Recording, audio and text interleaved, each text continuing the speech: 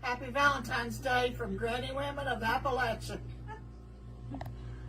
Thanks for watching, guys. We love you.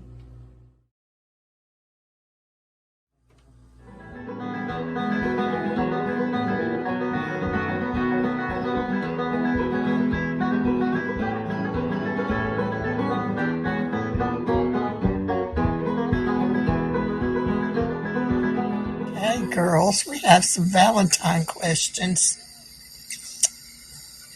Do you remember your first kiss? Yes, I was 14. I was 14 and married at 16.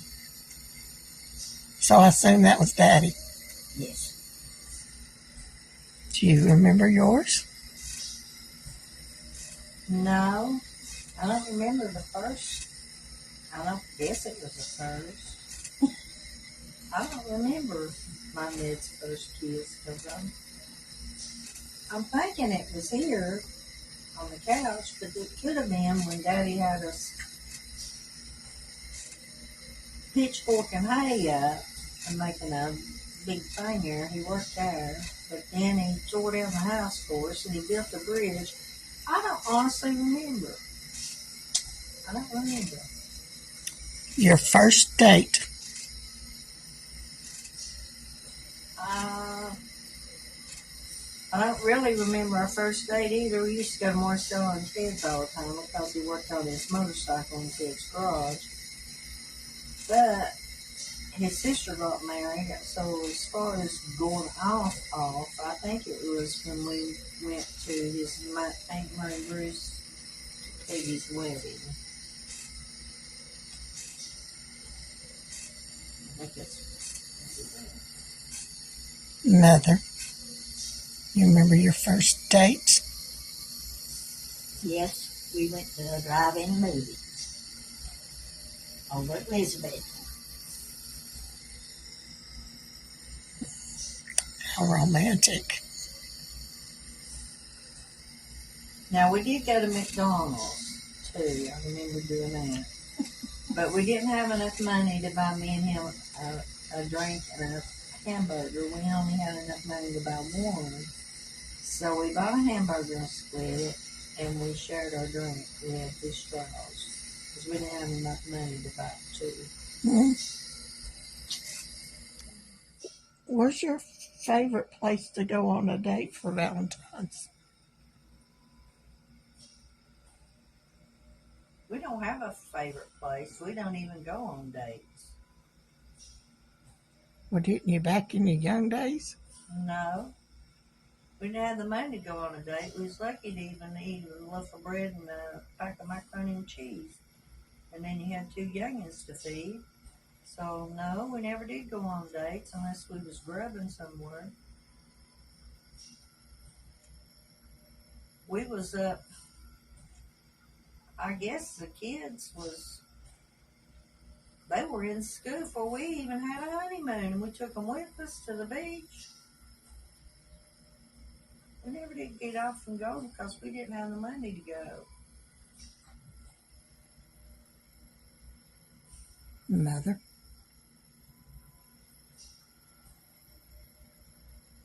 My first date? I can't remember that much. Oh, any of your dates? Well, I always was going out with him every Friday to the movie, but I always had somebody with me. I always took Joanne. And we'd go to the movie or we'd go over and get something to eat. Because your daddy always worked. He made more money when he was 18 a working than he did when he passed away a working in a factory. But we always went out. But he always brought me something every time he came to the house. If it was just a pack of chewing gum. Till we got married, and then I didn't get nothing. I took off. The youngins had to get it, didn't they? We got in the car and went to Indiana. Me and him did. And we had this old car, and we had so many flats. We changed flats, we borrowed flats, we bought us a tire, and finally we had to steal one to make it to Indiana. Well, me and Ed had an old truck. I think we get $50 for it. And it used so much oil that Daddy started bringing machine oil that they would empty out of the machines at work, and we would run that through it. And we was going to Elizabethton one day, and the tailgate fell off. But there was a piece holding it, so it was dragging on the road. And instead of stopping and getting the tailgate and putting it in the back of the truck, we dragged that tailgate all the way through Elizabethton, all the way, which back then the 4-lane wasn't there, it was Indian Creek, all the way up Indian Creek. And by the time we got home, we had drug on that road and rocks. It had wore the metal down. That tailgate probably wasn't that long. It was so funny. Oh, the kids were so embarrassed, but we laughed. It was so funny. So, what would you tell young people about a spouse or a boyfriend, do's and don'ts of having a mate? Well, pick you out one, but don't try to change them. You see a lot of people like somebody and then they want to change who they are. It causes a lot of problems.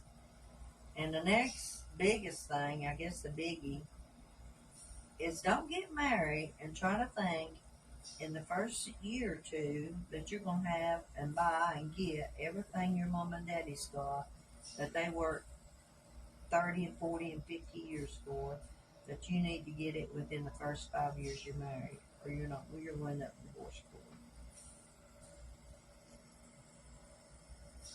it. You got any motherly advice?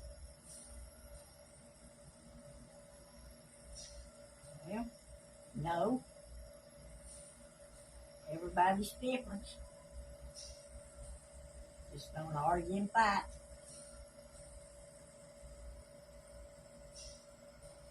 I think you have to share. You see a lot of people has, this is mine and this is yours, you pay this and I'll pay that. We never did do that. What's his is mine and what mine's mine, what's mine's his, and We never did either. that's just how it is. If I need $10, I get $10. If he needs 10, he gets 10. That's just how it is. Because when you get married, you're one. So I think everything you have should be one too. That don't mean you have to ask permission to go to the store and get you a hamburger, or go to the store and buy 2 yards of material like I normally do twice a week. But any big ticket items, you need to sit down and discuss it, like a car, a house, or add-on, or changing, or anything like that. You need to sit down and discuss it. But these small penny things, I see some people have to call and ask permission. Can they go to the store? Or can I do this? Or can I do that? That's totally crazy. If you can't trust somebody no more than that, you don't need to be with them to start with.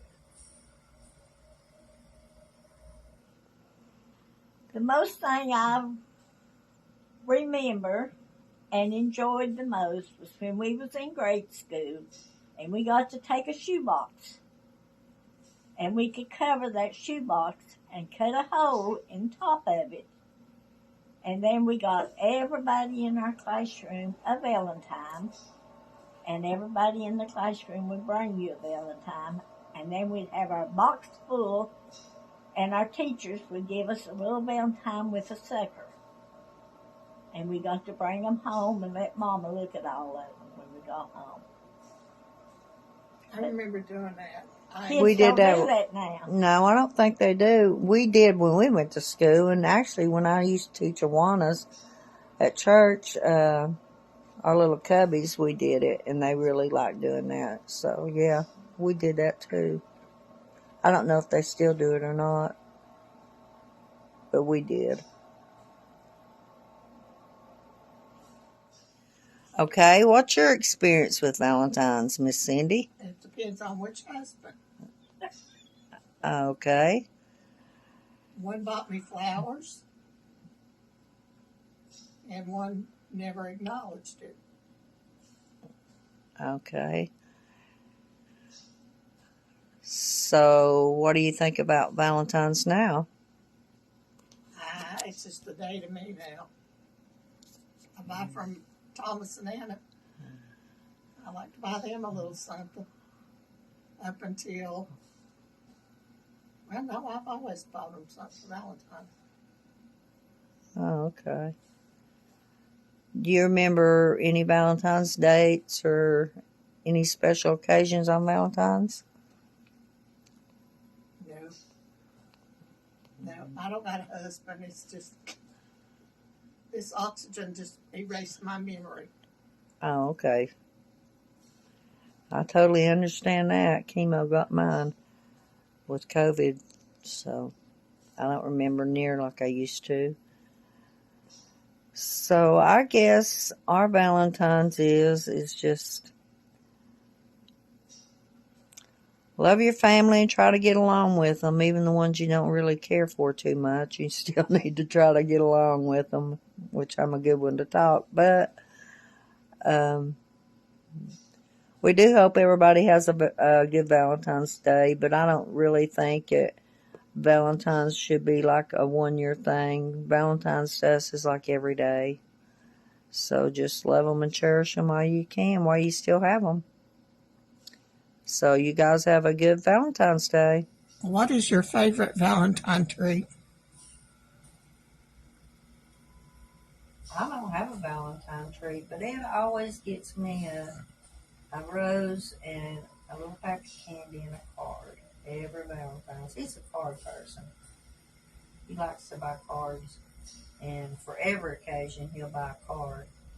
But he usually gets me a little box of candy and a rose and a card. Mother. I like a box of chocolate. Chocolate candy. Mm. I'm a chocolate person. But my husband's been gone 29 years. So I can't remember nothing else since then. Because I sure didn't get another one. Another husband or another box of chocolate? I sure didn't get another husband or another boyfriend. But I did get my chocolate because I'd go back and sell. We was married 30 years before he passed away. And then he's been gone 29 years.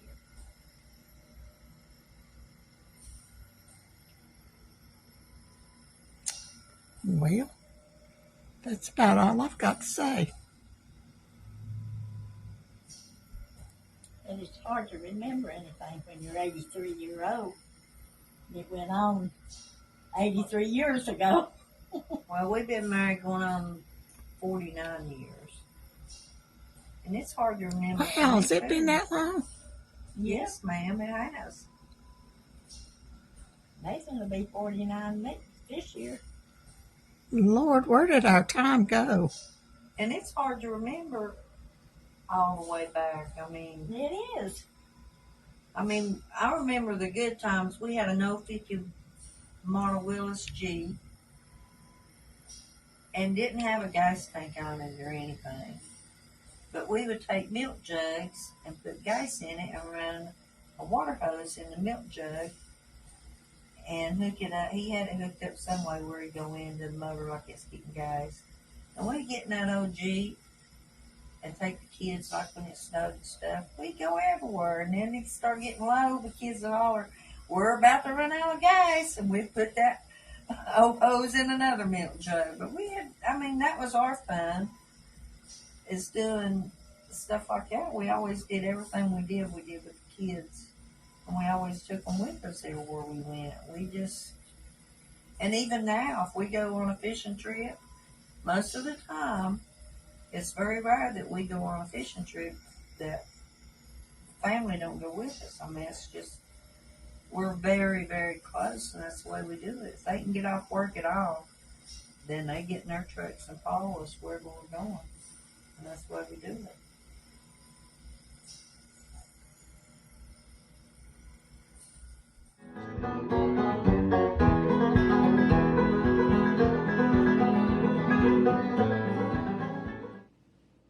Teresa here. I'm Granny's niece from Pennsylvania, and today I have our Granny Women cookbook, and I am going to make Granny's peanut butter balls. So I already have 2 cups of creamy peanut butter in the mixer. You're going to want to add 1 stick of butter. I've already melted that to make this a little bit easier. Now, Aunt Linda's recipe calls for 1 box of powdered sugar. I can't find a box of powdered sugar in Pennsylvania, so she said you want to use about 2 cups of powdered sugar then.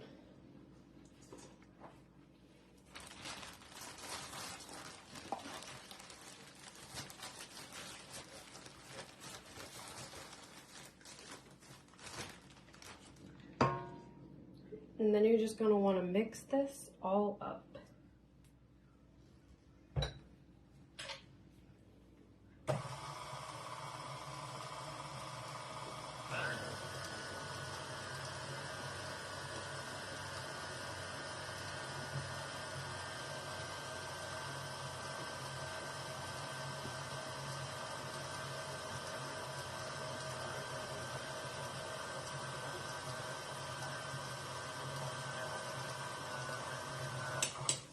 Now you may have to scrape the sides down to make sure all the powdered sugar and everything is mixed together.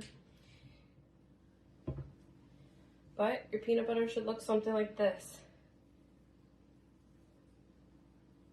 Just want to take a small ball, or you can use, sometimes I use a cookie scoop. Now, if you're just making peanut butter balls, you can just make them into round circles. But if you want to start thinking about Easter, I know it's crazy that in a few months it's going to be springtime. You could form these into eggs.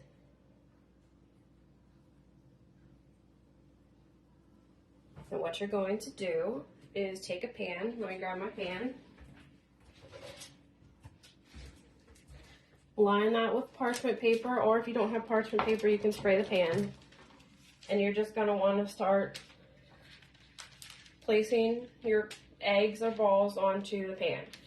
Once you have all of that done, you can either stick these into the freezer for maybe 2 hours until they get hard, or I think that Aunt Linda usually puts it in the fridge overnight.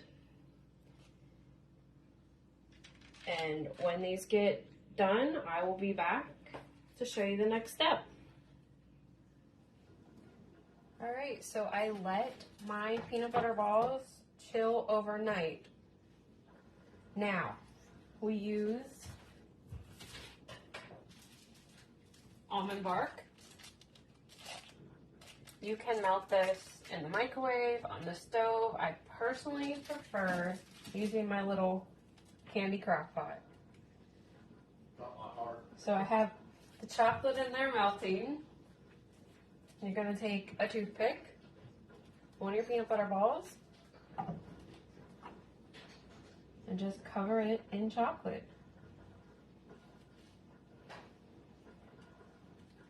Then it's going to go right back on the pan.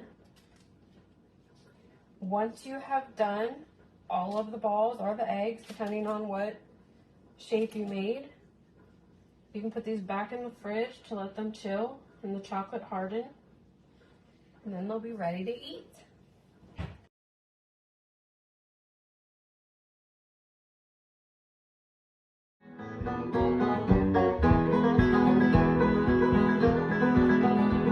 Thanks for watching. Don't forget to like, share, and subscribe.